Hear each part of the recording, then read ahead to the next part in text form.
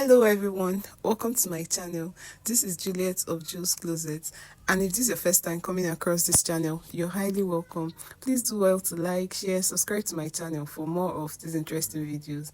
On today's episode, I'll be showing you how I went about this simple flare skirt, and I'll be making use of 2 yards of fabric. So I'm just going to show you the way you're going to cut the skirt out while managing your fabric. The first thing I'm going to do is to place my fabric on a triangular fold. So I'm going to just spread it out like so, and from one point, it can be any end, so you just take it from one end and fold it into a triangle, just as I'm doing.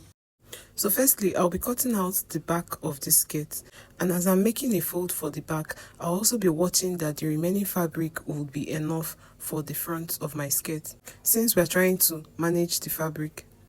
From the pointed end of this fold, I'll be coming down to the point where I'll get my waist measurement. So my waist measurement is 32 inches, and we're going to be dividing this 32 inches by 4, which will give me 8. But now I'll be coming down to the point where I have 9.5 inches. I'll be using 1 inch for my zip allowance and 1/2 inch for sewing allowance. From that point that I marked, I will go down and measure the length of the skirt to make sure that it's in line with the measurements that I want. After then, I made little adjustments, then went ahead to mark out my waistline on my 9.5 inches point.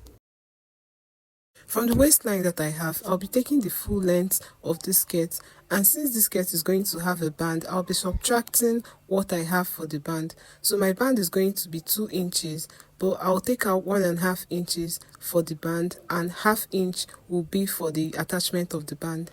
And the full length that I'm working with is 28 inches. This includes the sewing allowance also. Placing my tape on 1.5 inches at our waistline, I'll go ahead and mark out 28 inches round the flare. Then connect these points together and go ahead and cut out what I have.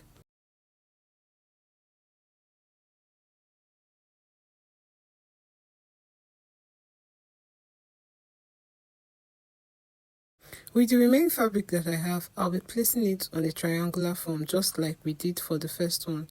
Please don't mind the chalk line that I had initially on the fabric. Once I'm done making the fold, I'll be bringing in the back piece of the skirt, and I'll use it to cut out the front piece. First thing I did is to hold down the zipper end with office pins. Then I'll be placing it on my fabric that I have on the floor with the zipper end right on top of the folded end of the fabric. So this folded end is going to be our center front, and it won't have any opening.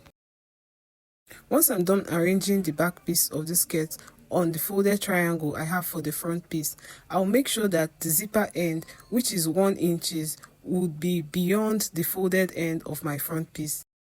So basically, I'm going to make the back piece extend 1 inch further than the front piece. Then I'll go ahead and cut this out while tracing out what I had for my back piece.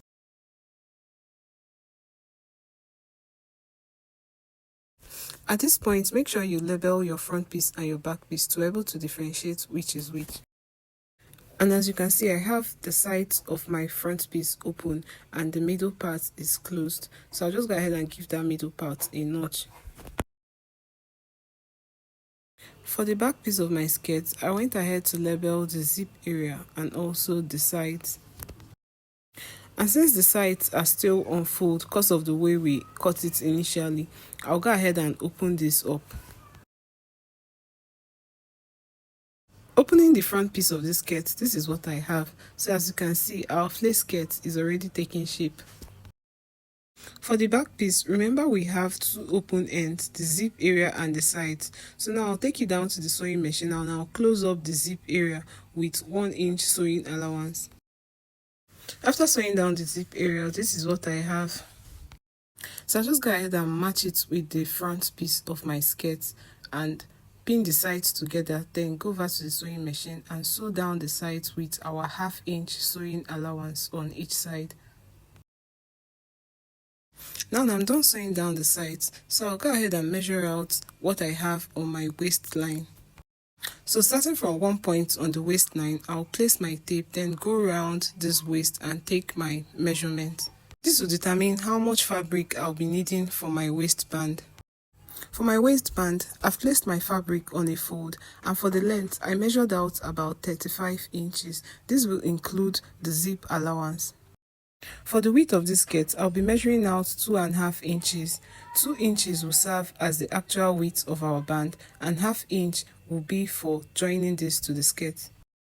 And I'll go ahead and cut this out. Now I had to iron a pepper stay to my band so that to make it firmer, and I also ironed it on fold. To attach this band to my skirt, I'll be opening up the zip area. So for one part of the opened zip area, I'll start sewing it down on my sewing machine with ½ inch, while placing the band on the skirt with the right side of the band facing the right side of the skirt. So I'm done attaching the band to the skirt, and this is what it looks like. And now the two ends of the band, I'll be folding it in with ½ inch, and I'm going to go to the sewing machine and sew it down so that I'll have a neat finishing. The next thing I'll be doing is to attach my zip. So now I'll just go ahead and measure out the length of my zip opening.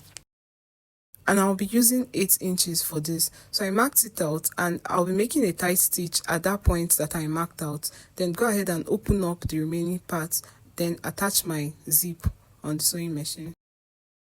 After attaching the zip, this is what it looks like. So as you can see, it is neatly sewn in. And for the part that we attached this band to our skirt, I'll just take it to my weaving machine and weave that part.